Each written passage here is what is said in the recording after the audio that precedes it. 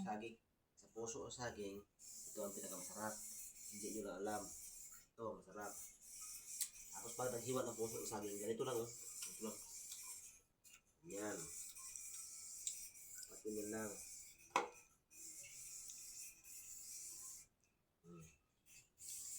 Hindi pwede na. Lang sa recipe ani niya. Wow, tilaw ani resipihan niya. Sab ni siya sab. Yan na maghiwa ng puso o saging ha. Ito lang. Sab ni sa kusinero. Tapos, siyempre, maglagay ka ng puso ng saging. Ayun, mo rin. Lagyan mo ng konti ng tubig. Kasi pag hindi mo lagyan, mangingitim yan ang saging natin ng puso. Tapos, Naaman ni kuha ni mo ha. ano, pagkatunahan. Wala na, human na. Hindi mo na lamig ngayon.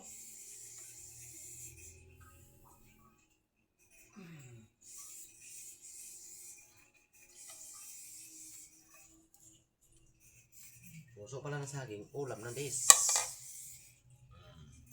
Agay sakita pud kaayo.